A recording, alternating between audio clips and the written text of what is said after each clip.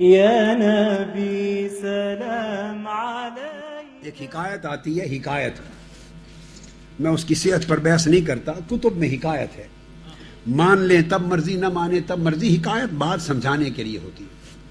ہارون الرشید کا زمانہ تھا اور حضرت بہلول مجذوب اس دور میں تھے. امام اعظم کے شیخ ہیں، امام اعظم کے اساتذہ شیوخ میں سے ہیں بہلول مجذوب، جس کو بہلول دانا بھی کہتے ہیں. وہ دریا دجلہ کے کنارے بیٹھے گیلی مٹی میں پاؤں ڈال کے گھر بنا رہے تھے، جیسے بچے بناتے ہیں.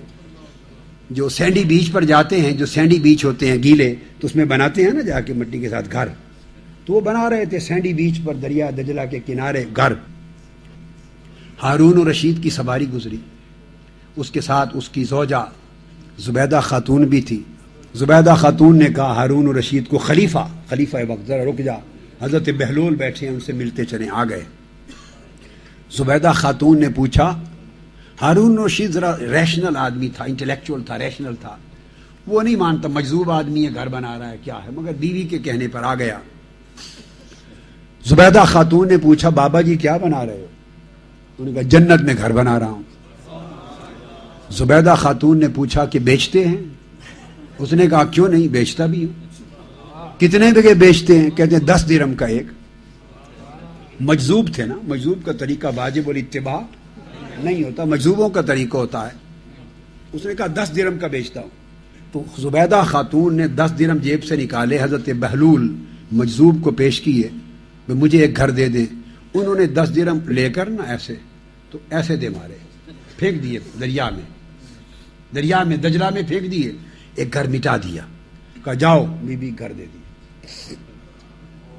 اب پیچھے عمل تو ہے نا، وہ جو نہر زبیدہ کھودی اور خدا دا کیا ہے، یہ مجذوبوں کی زبان استعارہ کی زبان ہوتی ہے.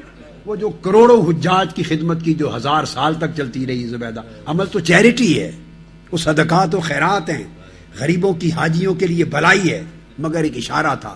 10 درہم دریا میں پھینکے، کہا جاؤ جنت میں محل دے دیا. چلے گئے. ہارون الرشید راستے میں مذاق اڑاتا گیا بیوی کا کہ وہ 10 درہم کسی غریب کو دیتی، اس کے کام آتے، ایک وقت کی روٹی کھا لیتا. تو مجذوب کو دے دیے اس نے، 10 درہم دریا میں بہا دیے، کسی غریب کے بھی کام نہ آئے، اور اس طرح گھر جنت میں تھوڑا مل جاتا ہے. وہ مذاق کرتا رہا. زبیدہ خاتون نے کہا چلو بھائی، گئے تو میرے درہم گئے نا، آپ کا تو کچھ نہیں. گھر چلے گئے. رات ہو گئی. ہارون الرشید سویا. اس نے خواب دیکھا. خواب میں دیکھا کہ میں جنت میں کھڑا ہوں اور جنت میں عظیم الشان محل ہے. محل پہ لکھا ہے کہ سیدہ زبیدہ کا محل، زبیدہ خاتون کا محل. ہارون الرشید خواب میں اس کے اندر داخل ہونے لگا تو فرشتوں نے پکڑ لیا، بھائی کتنے چلے ہیں؟ اس نے کہا میری بیوی کا محل ہے، اندر جا رہا ہوں. اس نے کہا بیوی کا ہے، تمہارا نہیں ہے. یہ پاکستانیوں کو ہوتا ہے، بیوی کہتا بھی میرا ہی ہے. یہاں قیامت اور جنت ہے، جس کا عمل ہے اسی کا محل ہے. دھکے شاہی نہیں چلتی یہاں. روک لیا.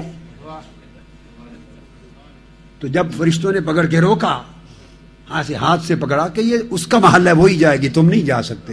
تو اس کی آنکھ کھل گئی. اس نے سوئی ہوئی بیوی کو، زبیدہ خاتون کو اٹھا دیا. اس نے کہا کہ میں توبہ کرتا ہوں، جو کچھ کل سوچا تھا، چلو اس بابا کے پاس دوبارہ، حضرت بہلول مجذوب کے پاس دوبارہ گئے. وہ پھر دریائے دجلہ کے کنارے مکان بنا رہے تھے. اب زبیدہ خاتون چپ کھڑی ہے اور ہارون الرشید آگے جا کے پوچھتا ہے بابا جی کیا کر رہے ہیں؟ جنت میں گھر بنا رہا ہوں. بیچتے ہیں؟ فرمایا ہاں بیچتا ہوں. کتنے کا بیچتے ہیں؟ فرمانے لگے 10,000 دینار کا ایک.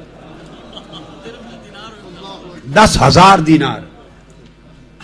کہنے لگے اتنی مہنگائی، یہ تو پاکستان سے بھی بڑھ گئی، پاکستان سے بھی بڑھ گئی یہ مہنگائی.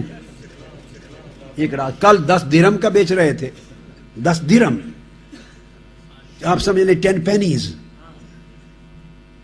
اور آج 10,000 دینار کا 10,000 پاؤنڈز میں مثال دے رہا ہوں. اتنا وجہ کیا ہے؟ بہلول مجذوب ہنس کے بولے کل کے گاہک بن دیکھے دیکھ لے گئے تھے.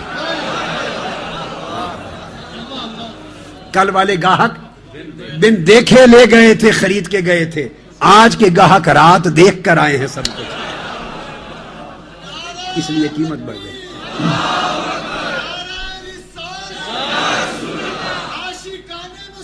آج کے گاہک رات دیکھ کر آئے ہیں۔